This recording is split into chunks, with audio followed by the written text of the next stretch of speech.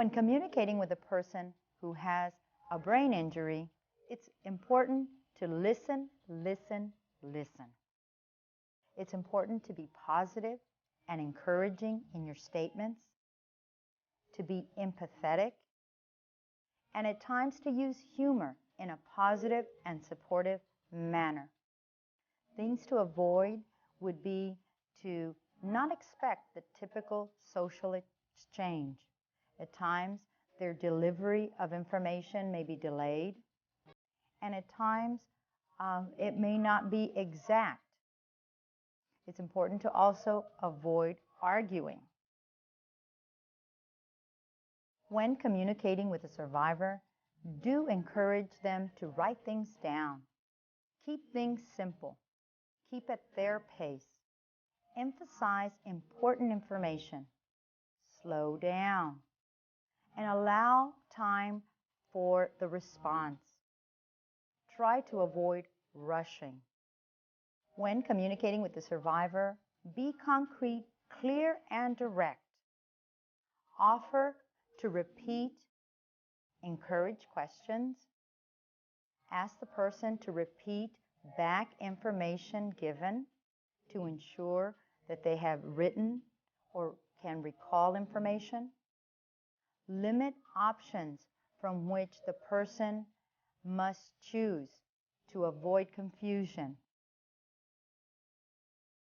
Try not to speak for the person or try to fill in what they are trying to say.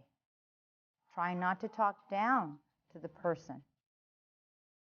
When communicating with the survivor, gently help the person to get back on track if there's a long lull in the conversation. Also, if they ramble off the topic, try to get them back on track.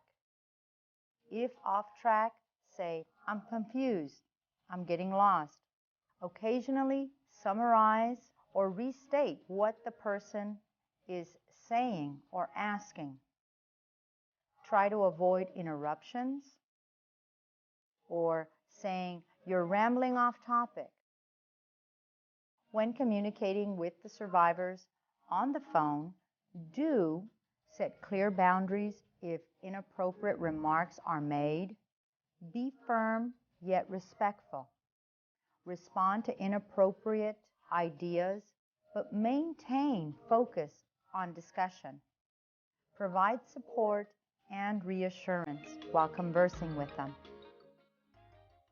Try to avoid overreacting.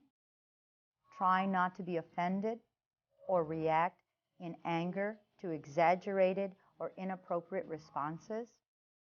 Try not to take inappropriate responses personally. Most importantly, try not to judge.